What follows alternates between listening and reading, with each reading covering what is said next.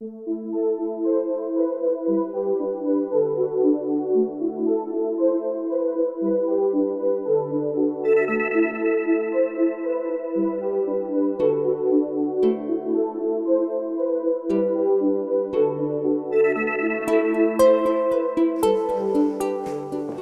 a tant aimé le monde.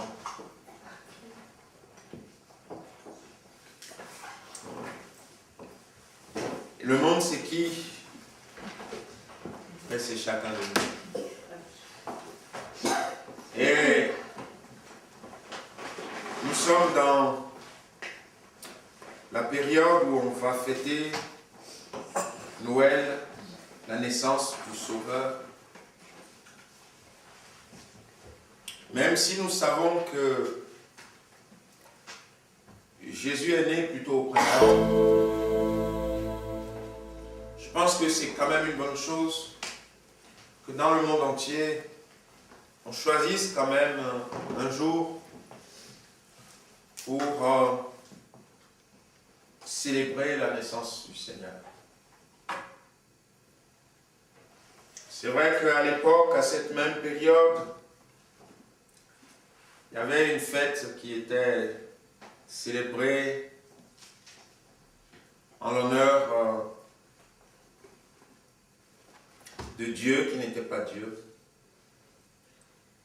Et qu'ils ont un peu transformé ça pour mettre à cette même période la naissance du Seigneur Jésus.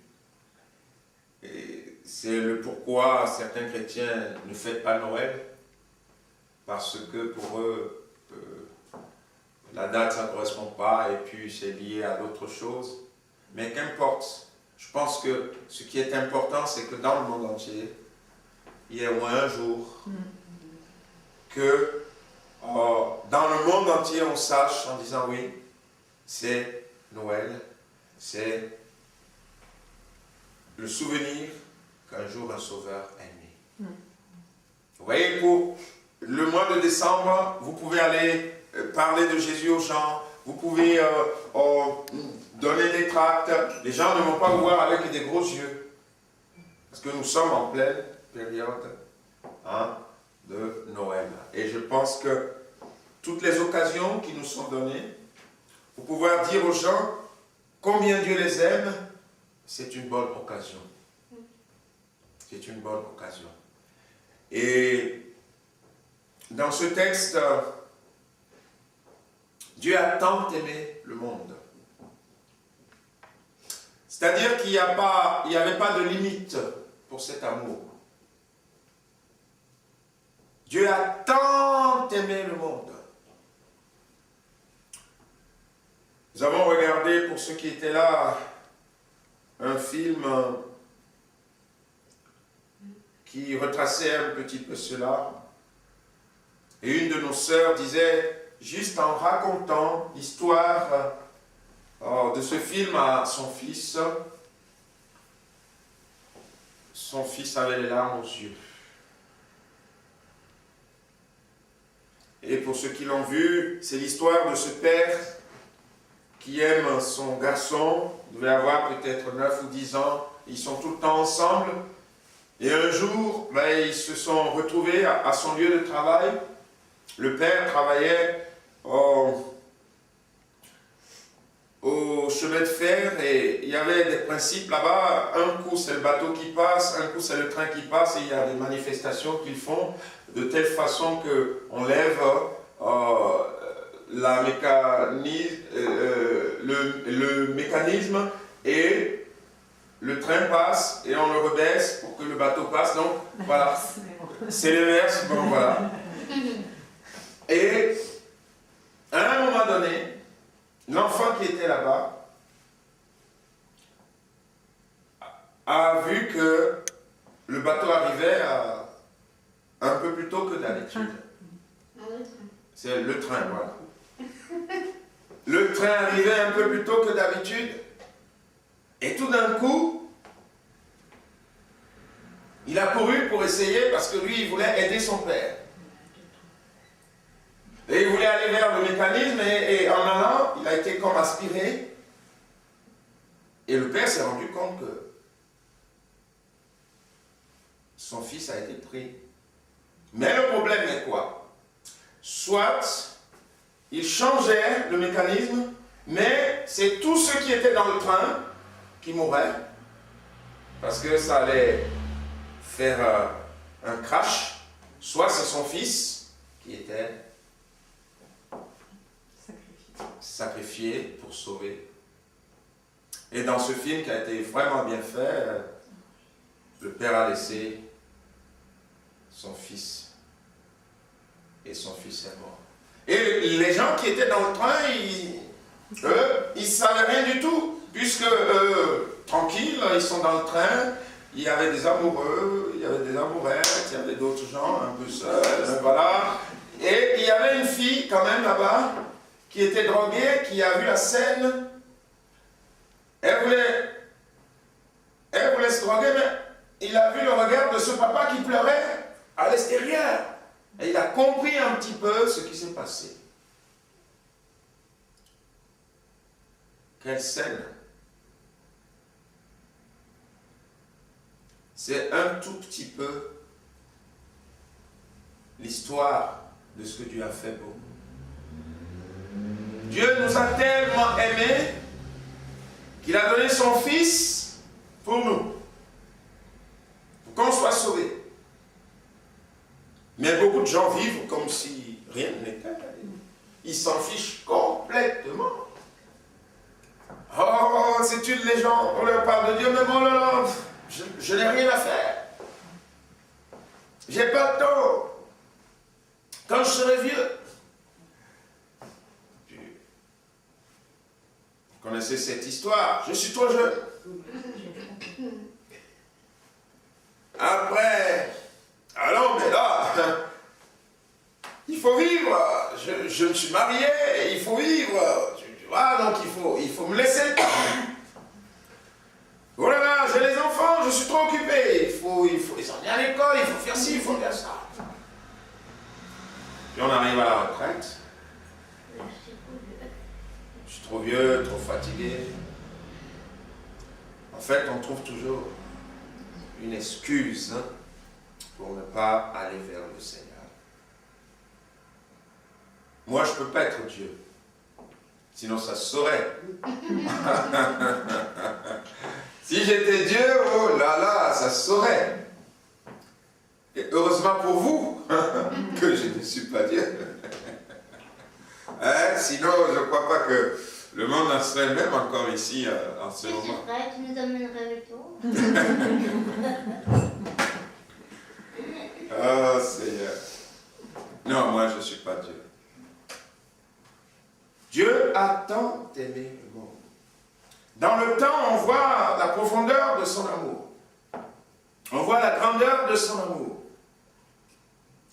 Et cette profondeur et cette grandeur, l'apôtre Paul va en parler et il va nous permettre de le saisir un petit peu plus. Je vous lis ce texte dans Éphésiens chapitre 3, verset 14. À cause de cela, je fléchis les genoux devant le Père de notre Seigneur Jésus-Christ, duquel tire son nom toutes les familles dans les cieux et sur la terre. Déjà, on s'arrête un peu là. Toi, ta famille vient d'où? Puisque ta famille vient du ciel, de la terre, elle vient d'où ta famille? Alors personne ne peut dire, ah non, moi,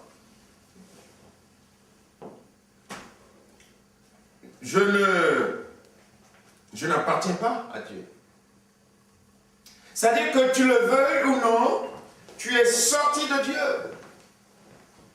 Le premier homme que Dieu a créé, c'est Adam. c'est Dieu lui-même. Il est sorti. C'est Dieu qui l'a créé. Vous voyez? Et que qu'on le veuille ou pas, nous sommes tous créés par Dieu. Et dis-toi une chose, ma famille appartient à Dieu. Le nom que j'ai, eh bien, finalement, mon père, mon vrai père, c'est Dieu le Père. Le Père de toute nation, de toute création. Même si aujourd'hui, tu ne le connais pas, hein, duquel tire son nom. Alors quand quelqu'un dit, ah, mais Dieu n'existe pas et tout ça, ben, bien aimé, que tu le veuilles ou pas, c'est lui qui t'a créé. Il t'aime. Amen. Et il va continuer en disant,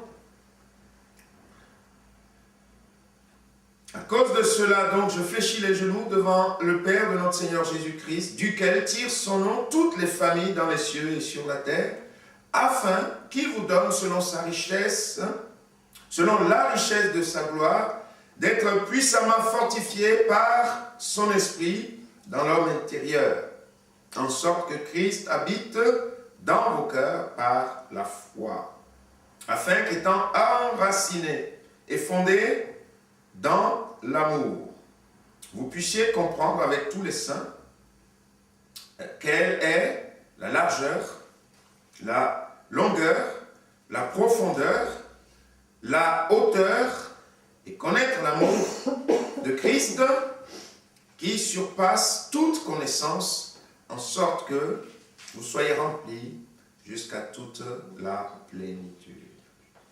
Alors, Dieu a tant aimé le monde.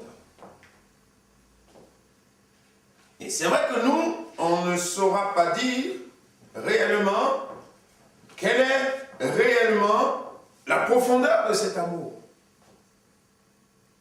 Et là, l'apôtre va marquer quelques mots aux chrétiens qui habitaient à Éphèse pour leur parler de ces choses.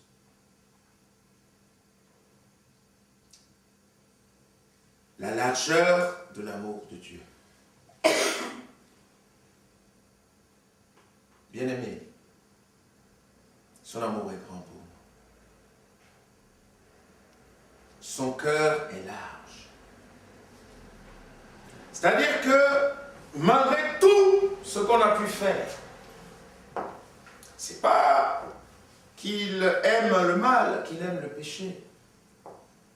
Mais son cœur est large, tellement large que quoi que ce soit que vous ayez fait dans votre vie, de mauvais, de méchant, consciemment ou inconsciemment, quand vous vous approchez de lui, et que vous êtes sincère en disant, Seigneur, oui, c'est vrai, je n'ai pas toujours été comme il faut, je veux te demander pardon.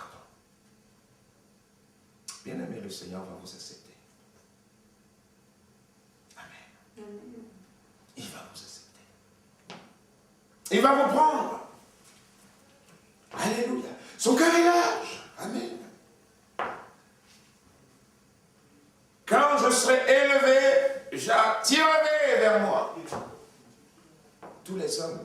Pourquoi? Le cœur est large. Vous voyez? Je peux prendre n'importe lequel qui consciemment, voilà, désire cela, eh bien je le prends. Nous, nos cœurs sont étroits. Tellement étroits.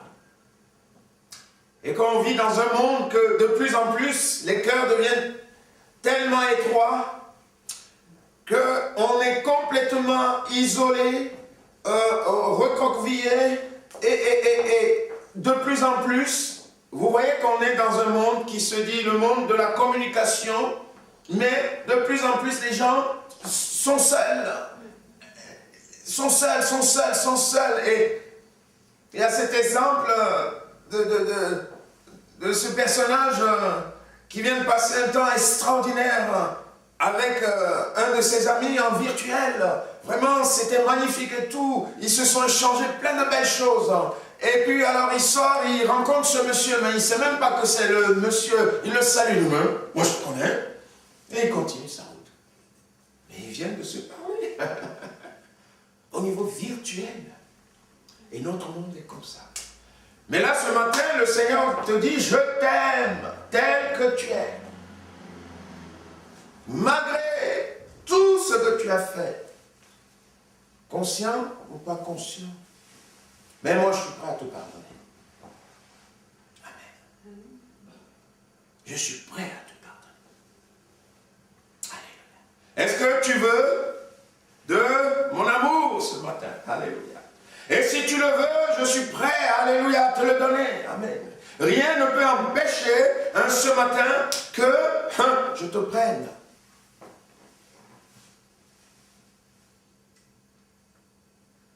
Il n'y a que Dieu qui peut être Dieu. Parce que nous, moi, il y a des hommes ou des femmes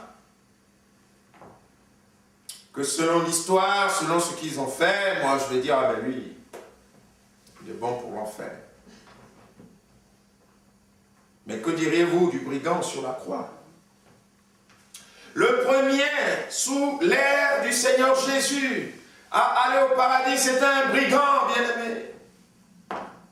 C'est le premier. Ce n'était pas un religieux pur, blanc avec sa robe, non. C'est un brigand, le premier. Et Dieu nous montre cela pour nous faire voir ce que Jésus a dit. Ce sont les malades qui ont besoin de médecins. Quand on appelle un médecin, c'est qu'on est malade. Et il n'est pas venu pour les gens qui pensent qu'ils sont bien. Ah non, moi je n'ai rien fait. Je n'ai pas de péché. Eux, ils sont tous misérables. Moi je suis impeccable. Il est venu, alléluia, pour nous bien. Alléluia. Et je veux te dire ce matin, je veux nous dire ce matin, je veux me dire ce matin, Dieu t'a tant aimé, alléluia. Il faut que ça résonne dans ton cœur, dans ton âme, dans ton esprit. Oui, il t'aime tel que tu es. Amen. Ne passe pas ton temps à regarder les choses que tu as faites dans le passé et que certaines de ces choses viennent encore sur toi pour te tourmenter. Même la nuit, tu n'en dors pas. Eh bien, donne-toi au Seigneur Jésus. Dis-lui, j'accepte ton pardon. J'accepte que tu me pardonnes. Et donne-moi aussi ta grâce d'accepter moi-même aussi de pouvoir me pardonner. Parce que, qu'on le veuille ou non, qu'on le sache ou non, c'est une forme aussi d'orgueil qui fait que on n'accepte pas de se pardonner soi-même. Dieu nous a pardonné, mais on est tellement déçus de nous et qu'on reste dans cette déception. Mais sous cette déception se cache un brin, tout petit brin d'orgueil qui ne se manifeste pas de tel, mais il est là. Et ce petit brin dit, mais comment moi j'ai pu faire ça? Eh bien ouais, comment toi tu as pu le faire? Eh bien, tu es aussi pécheur. Il faut que tu l'acceptes. Et là, c'est... Dieu m'a pardonné, mais je ne me résous pas à accepter cela. Mais résous-toi. L'apôtre Paul lui-même a pu écrire, quand je veux faire le bien, eh bien je fais le mal. Je fais le mal que je n'aime pas, que je ne veux pas faire. Vous voyez? Donc je pense qu'à un moment donné, voilà, il faut qu'on l'accepte. Amen. Il faut qu'on l'accepte, bien aimé. Hein? Acceptons-le. Même pour moi, c'est difficile. Oui. Et oui. Quand il m'arrive, par exemple, de tomber dans une situation, je ne voudrais pas. Mais il faut que tu l'acceptes. Oui, tu n'es pas parfait, tu n'es pas parfaite. Dieu te pardonne, mais accepte toi aussi de te pardonner. Amen. Dieu nous aime, son amour est large. Et il va parler de la longueur de son amour. Et vous savez que quand la parole de Dieu a été donnée, à la base, c'est pour le peuple juif. C'est ce peuple-là qui était, voilà, le peuple de Dieu. Et d'ailleurs, l'apôtre Pierre, quand le Saint-Esprit va lui faire voir une vision, et quand le Saint-Esprit va lui demander d'aller chez des non-juifs pour apporter le message, vous le lirez dans Actes des Apôtres, chapitre 10, pour lui ça va être compliqué. Mais il va dire après, vous savez, leur dit-il, qu'il est défendu à un juif de se lier avec un étranger ou d'entrer chez lui. Mais Dieu m'a appris à ne regarder aucun homme comme souillé et impur. C'est pourquoi je n'ai pas eu d'objection à venir. Puisque vous m'avez appelé, je vous demande donc pour quel motif vous m'avez envoyé chercher. Donc, ceux qui sont loin, c'est nous. Et le message maintenant est donné pour ceux qui sont près et ceux qui sont loin. Donc, aussi loin que vous êtes, mon amour peut aller vous toucher. Donc, aujourd'hui, on est dans le cadre de l'amour de Dieu. Dieu va montrer que ce n'est pas seulement au peuple juif, mais quand on lit bien la parole de Dieu, quand on le comprend, Dieu a choisi ce peuple pour qu'au travers de ce peuple, le monde puisse voir son amour et que son amour maintenant soit diffusé à tous ceux qui sont au loin. À tous ceux qui sont au loin. Et aujourd'hui, oui, on est non-juifs, mais l'amour de Dieu est pour nous aussi. On n'est pas juifs, c'est vrai, mais l'amour de Dieu est pour nous. C'est ce qu'il va leur dire, le Seigneur, quand je vais partir, vous allez recevoir le Saint-Esprit. Et quand le Saint-Esprit va venir sur vous, vous allez devenir mes témoins pour annoncer ce beau message. Et c'est quoi ce beau message? Vous allez annoncer cela où?